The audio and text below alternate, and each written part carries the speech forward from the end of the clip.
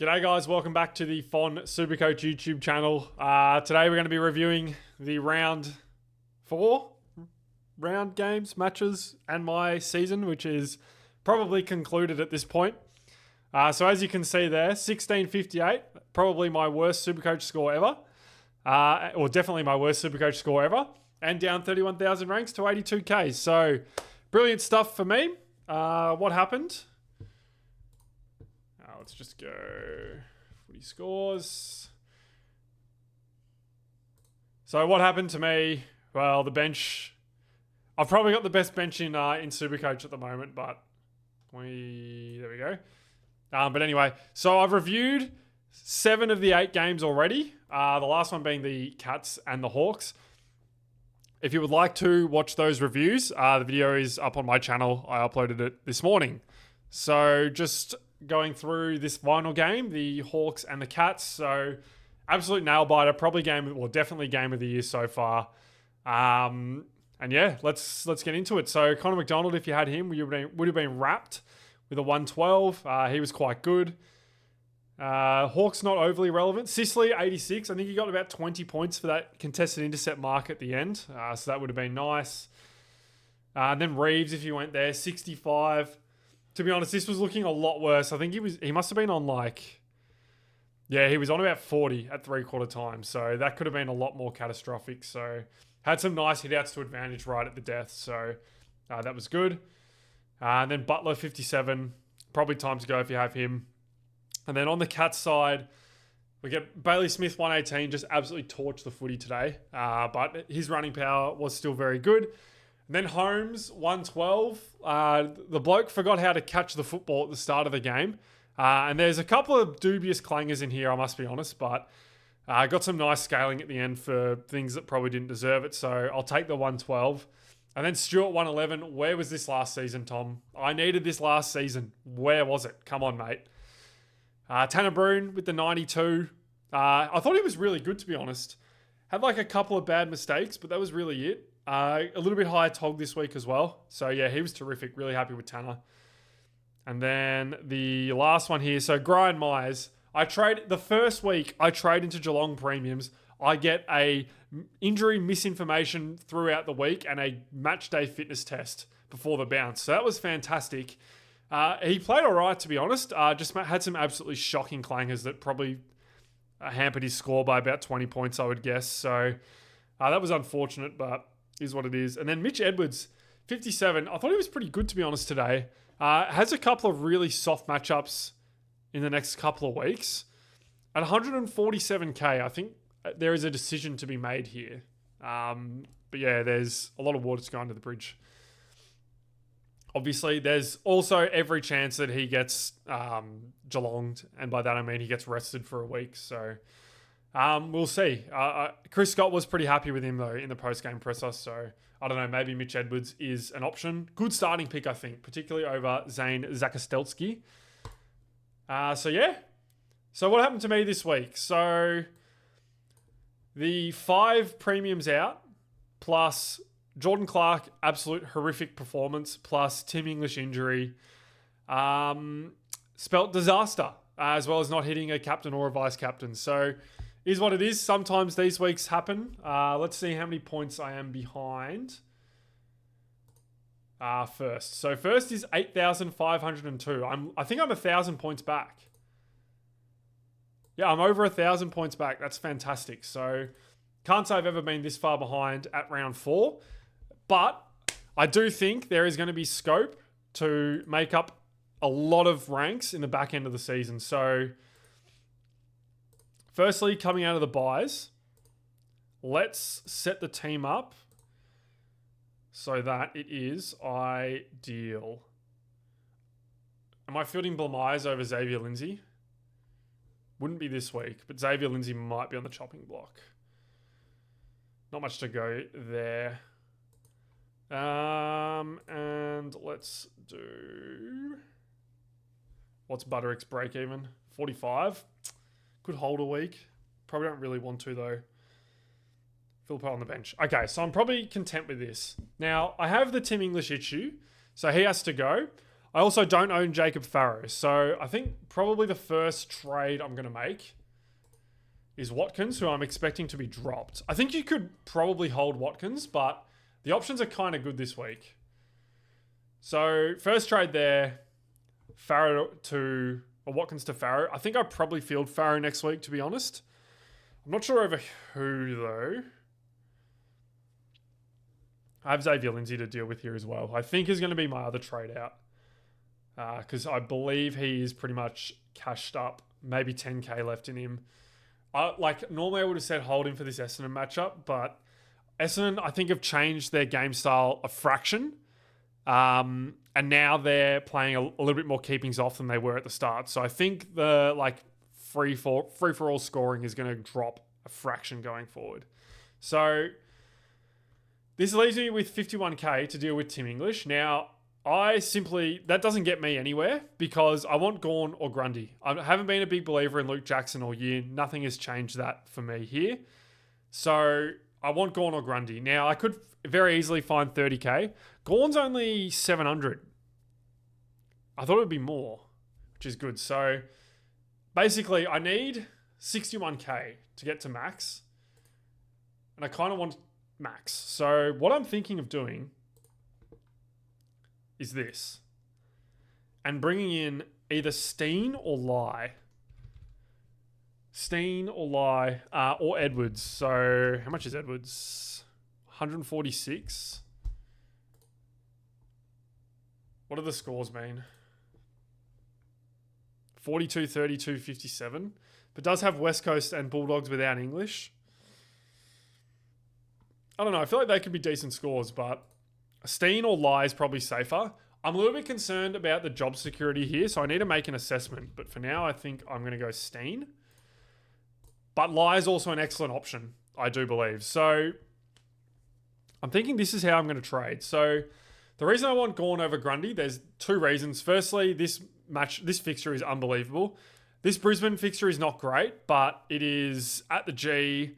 Melbourne's playing well. Gawn's form this year has been tremendous. So I'm kind of willing to back him in. And the second reason is Grundy's fixture. He's just had Flynn for one. And for two, there is some tougher matchups here. So in theory, this Gold Coast matchup is bad. However, at Norwood and Witz's form was bad this week. Presumably he'll be a little bit better next week. I would expect his mids to play better as well, which I think was a factor this week. Does have Briggs. Does have English. Maybe Grundy's actually okay. But he goes Gawn, Cherry, Collingwood double ruck before some softer fixtures. So I kind of want to wait until this game to go Grundy, which I think is very feasible. So that's kind of how I'm going here. Max Gawn, having players on the team you support go nuclear every week when you don't own them is a little bit tough. So I kind of just want to nip that in the bud as well. This is a bad trade, I think, for 700k, but because I need a Ruckman, I think I have to go there. I don't really want to be relying on Steen.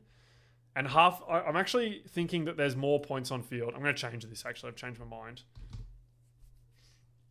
If I go Lai. And then I can field Farrow. So I think this is more points on field in general. So I'm pretty comfortable with all of these on-field scorers. So that's kind of how I want to line up.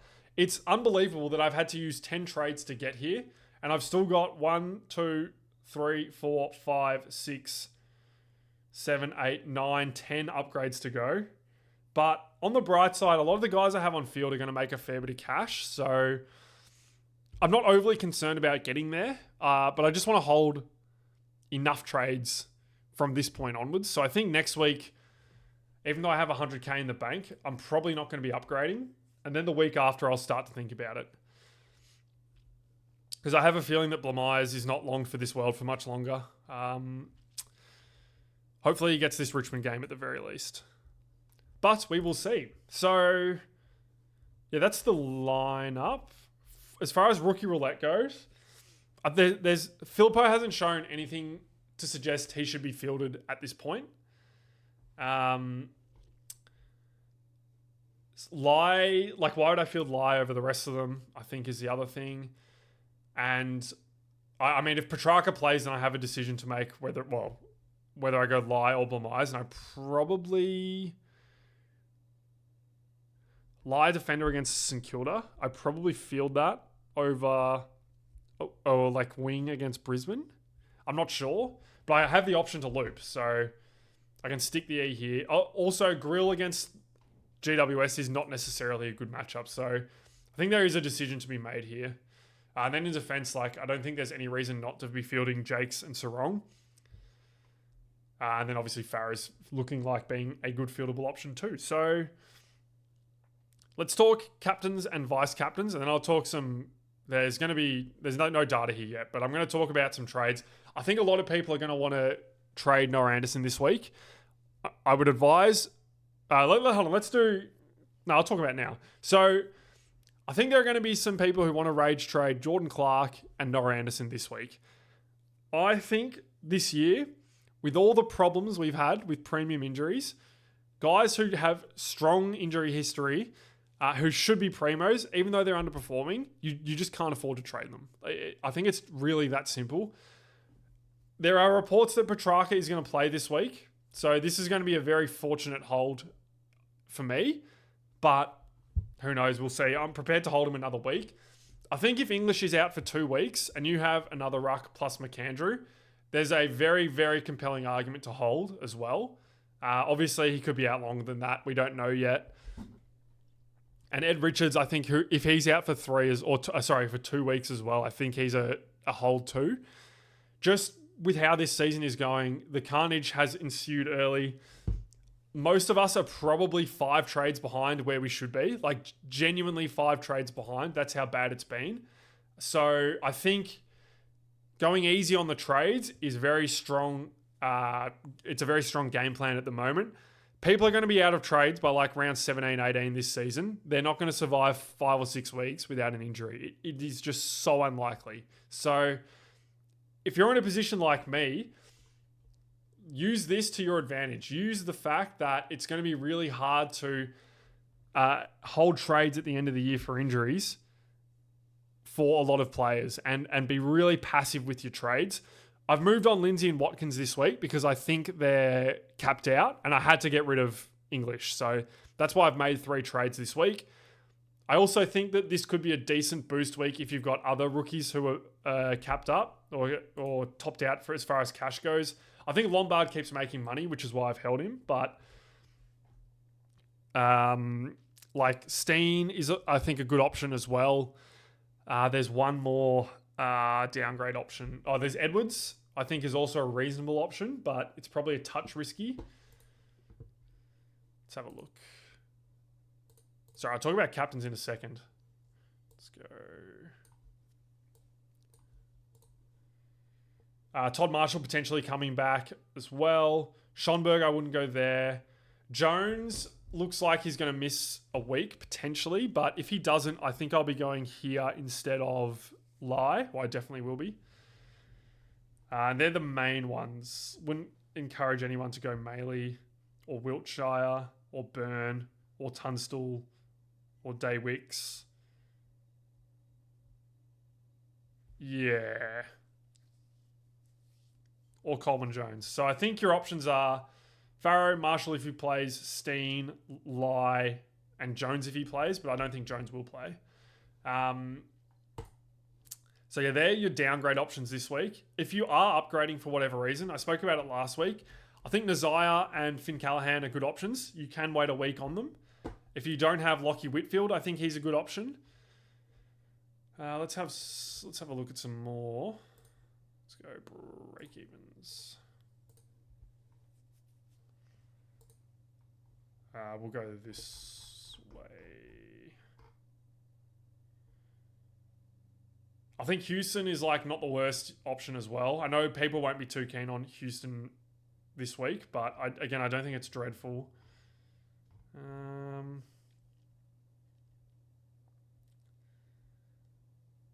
There's Josh Dacos around as well. Should get his brother back this week. I think McInerney's okay if you want to go there.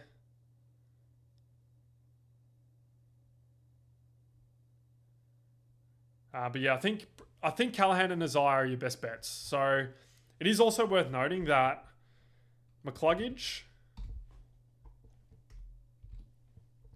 is going to be quite cheap soon. I don't think I've ever seen a break even that high.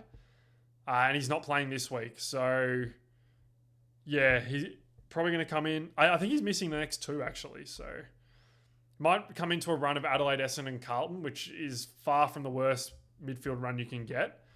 But this, what was his first score? It's like a 14 or something. Yeah, this 13 is in his system for 2 weeks. So even if he goes 114, 112, he's going to be 570k, which that's 70k cheaper. I think you just gobble that up. The other one who people want to trade out this week, who's going to be cheap, is Noah Anderson, who's got a 170 break even and a James Jordan tag potentially coming up. Again, I think if you have him, you've just got to cop this. Like, understand it's going to be a bad week here, and he's going to bleed cash, but the run after that is pretty good. It's a lot of games in Queens. So PFS against Essendon, that's going to be a cakewalk. PFS against the Giants is probably not too bad either. I don't know if Bedford will be back and tagging at that point. The Giants did not tag last year at the end of the year. So I think there's a reasonable chance that is not a tag. This game probably isn't good. Hawthorn at in Tasmania. But then he's got 2 at TIO, which are not bad. And I don't know how long Finn O'Sullivan's out for, but if Finn O'Sullivan's not playing, this is likely going to be a good matchup as well. So I think Noah Anderson is okay. Obviously, this is going to be a stinker, but like the run home is not bad, is all I'm trying to say. And getting a primo for potentially 530 or cheaper is an absolute steal. So yeah, they're sort of trades. It's trade strategy. Let's talk captains and vice captains. So I've spoken about the player rundowns, by the way, in my video this morning and the Geelong Hawthorn game before. Captains, vice captains. So what's the history against Carlton here? Jordan owes me a game. Oh, it's good. So Dawson might not be bad. So I'm gonna flirt with that one for a little bit. I am half expecting a random tag from Fremantle here. I know it didn't happen last time, but I am half expecting this random tag. I think Wagner did a job on Dacos previously. With the calf complaint, I'm willing to fade this as a vice captain's option this week. If you have Will Ashcroft, you could consider it against North. Oh, hold on. It's got to be Maximus. I think. And then like Holmes against West Coast. Surely, right?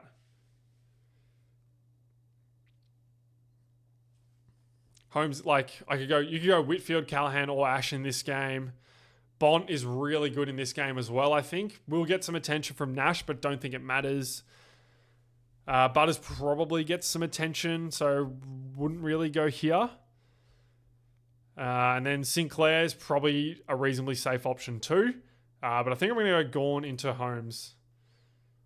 Yeah. I think I like this. So that's how I'm going to line up.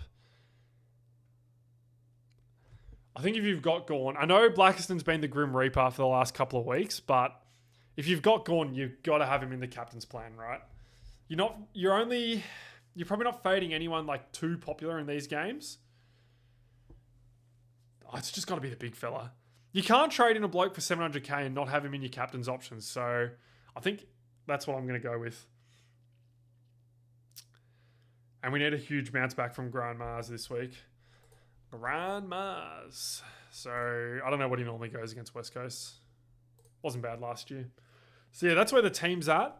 I do think I'm in a reasonable spot this week, particularly if Petrarca plays.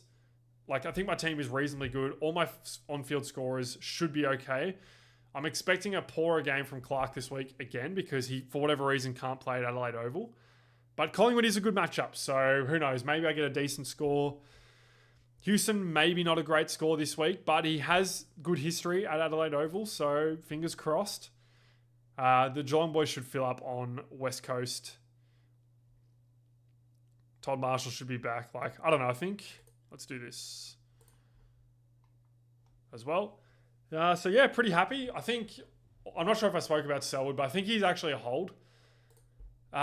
He scores better in the closer matchups. Like these 2 games are the blowouts, and these are the games with the stinker scores.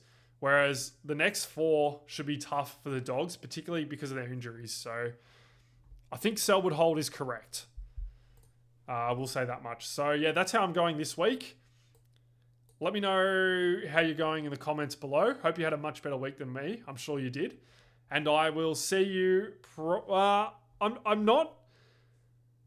I'm probably unlikely to do a trade video this week. I know they've been pretty popular, but I think my trades are very straightforward this week, so I don't think there's much reason to lull on those or to stew on them. So you'll probably, next time you'll see me will likely be for the round 5 review, which will hopefully be a green arrow for the second time this season. So that'd be fantastic. But yeah, let me know how you're going in the comments, and I will see you next Monday. Bye, guys.